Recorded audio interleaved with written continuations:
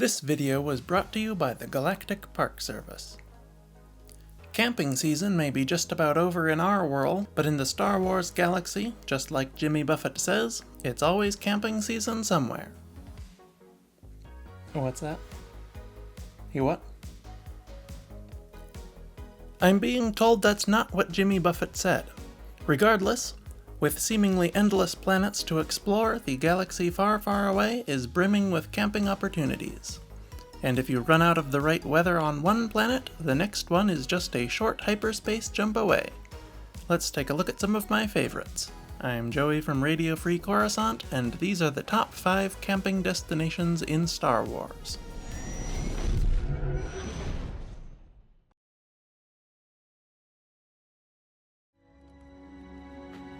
You must eat, Padawan. I'm not hungry. It's unwise to insult a Wookiee's cooking. I'm just sick of eating Nuna legs.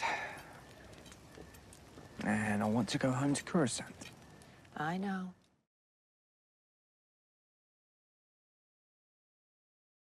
Brenock.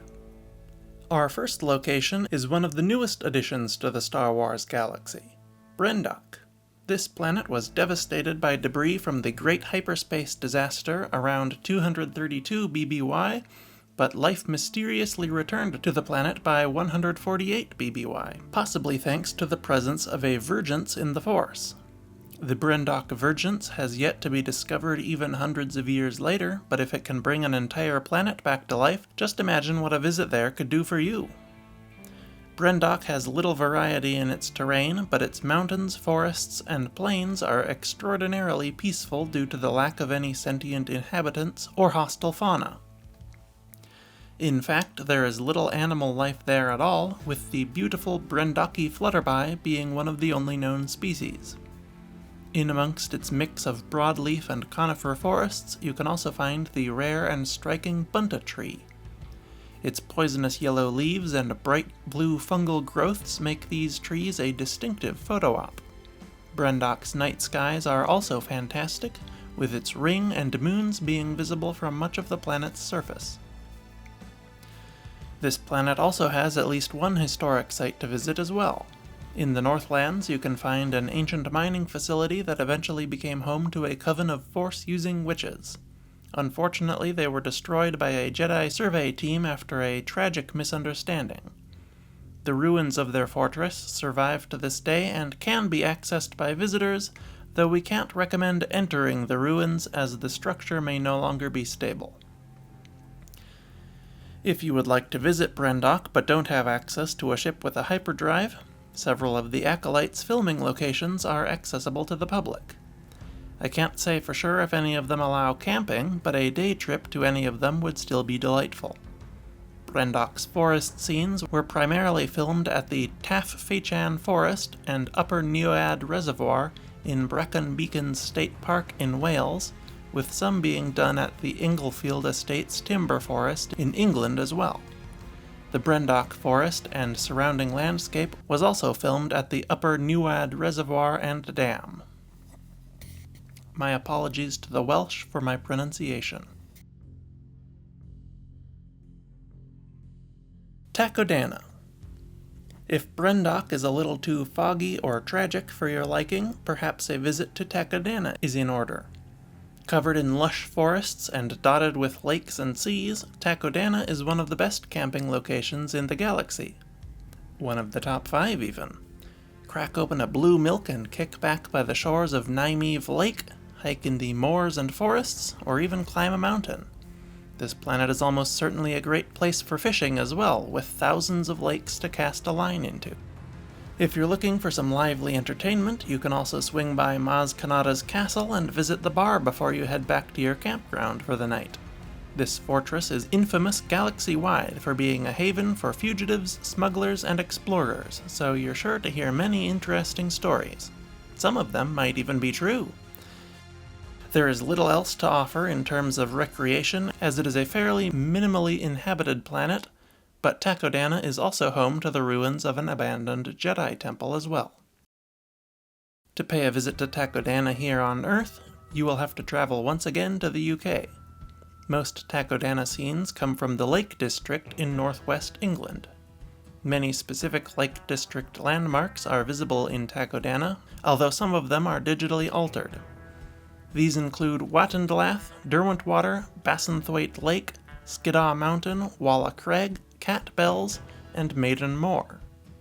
As far as I can tell, most if not all of these are publicly accessible, as the Lake District is a UK national park. The Lake District even has all kinds of campsites. Additional filming, such as Rey and Kylo's confrontation, was done in Puzzlewood, an ancient woodland and tourist site in Gloucestershire.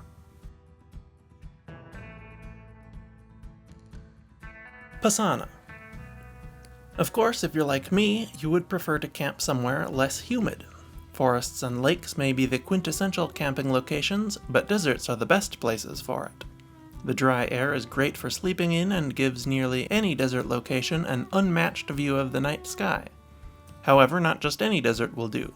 Try to camp on Tatooine, for example, and you'll get run over by a bantha herd or robbed blind by Jawas. If you want to camp in the desert, you need somewhere like Pana.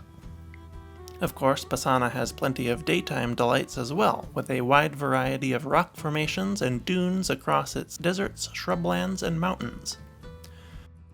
One of the most popular locations on the planet is the Forbidden Valley, which attracts hikers, rock climbers, and other thrill seekers.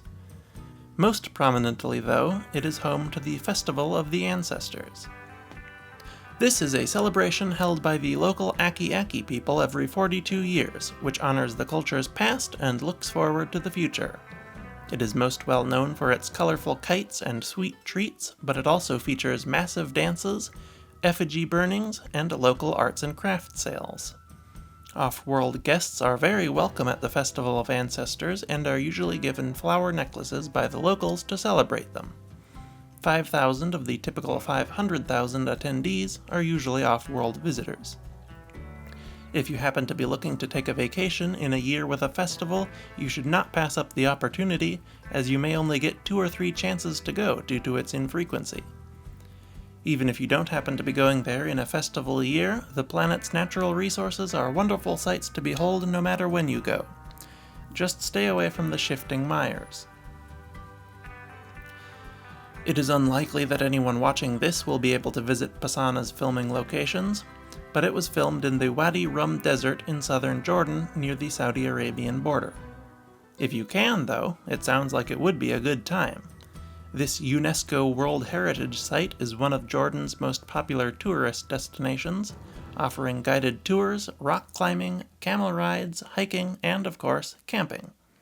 If you liked Dune, The Martian, Prometheus, Moon Knight, or the live-action Aladdin, they were also partly filmed at Wadi Rum, along with many other desert movies. Jetta. If you like the desert but want some different options for recreation or simply lower temperatures, consider Jetta, the pilgrim moon. This small moon orbits the planet Jetta and is thoroughly steeped in history. It offers similar rock formations to Pana, but also has the added benefits of numerous holy sites for a wide variety of Force religions. Its ancient structures are some of the oldest in the known galaxy, and it is even one of the possible locations for the first Jedi Temple. Jetta City and many of the other settlements there are big enough to have hotels and other housing for visitors. It is the Pilgrim Moon after all, but there are plenty of camping opportunities out in the mesas. Unfortunately, Jetta was the first site that the Death Star superlaser was tested on. It was only a single reactor ignition, but it was enough to instantaneously obliterate Jetta City, the catacombs of Kadera, several mesas, and other landmarks. Over time, it was revealed that the superlaser had vaporized nearly a quarter of the moon, exposing its core and permanently destroying its environment, turning deserts into magma seas and blocking out the sun with dust. The small size of the moon only magnified these destructive effects, and the now unbalanced moon was eventually torn apart by Jetta's gravity. By 3 ABY there was nothing left, with Luke Skywalker referring to it as a hole in space. Obviously, if you want to visit Jetta, you will need to do so before 0 BBY when the super laser test is completed. In fact, I would avoid the Imperial era at all if you can. Funnily enough, Jetta was also filmed at Wadi Rum in Jordan. However, I have always thought that its orange-brown mesas reminded me a lot of the American Southwest, especially Utah and Arizona. If you want the Jetta experience without booking a flight all the way to the Middle East, Utah has enough camping opportunities to keep you busy for years. And unlike the other real-world locations I've mentioned, I can personally vouch for this one. Great region of the world to visit, even if it isn't an authentic Star Wars filming location. Endor. Our final location is Endor, or more specifically, the forest moon of Endor.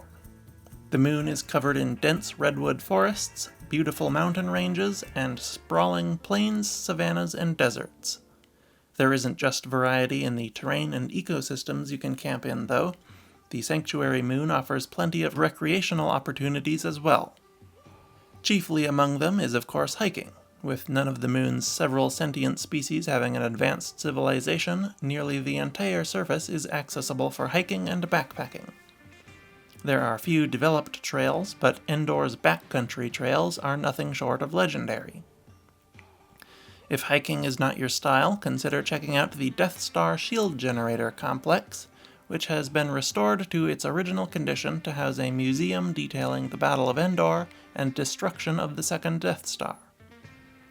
Or for a less polished and informative historical experience, you can check out some of the planet's thousands of shipwrecks, or the Bright Tree Ewok village where the rebels planned their assault on the shield generator. Of course, the best part about Endor is that you can even visit it here on Earth very easily. In case you weren't aware, the Endor scenes in Return of the Jedi were filmed in various locations in the giant redwood forests of California. The speeder bike chase in particular was filmed in the Owen R. Cheatham Grove in Grizzly Creek State Park, with some side view shots also being filmed in the Avenue of Giants in Humboldt Redwoods State Park. Unfortunately, the bunker scenes and other noteworthy moments were filmed on private property near Smith River that was owned by a logging company, so those locations are not accessible to visitors and have been cut down for lumber. Some sources incorrectly state that filming was also done in the Tall Trees Grove in Redwood National Park. While research by photographer Mario Vaden tells us that this is not true, the 3 to 6 hour backcountry hike remains a great place to visit for the full Endor experience. And those are my top 5 picks for the best camping destinations in the galaxy. An honorable mention goes to Lothal. Plains make for lovely camping, and Lothal has many intriguing rock formations, but I didn't think I could come up with enough to say about it to fill a whole entry. Plus, as an animated planet, it obviously has no filming locations to talk about, and as far as I can tell, the Lothal scenes in Ahsoka were filmed on the volume. So let me know in the comments which of these planets you would most like to camp on, and if you think I left any good ones out. Or if you'd be interested in a video all about Star Wars filming locations. Also, make sure you subscribe to the channel and go watch the prequel to this video about the best ships to camp in if you haven't already. But anyway, thank you for watching, and I will see you next week. RFC, out.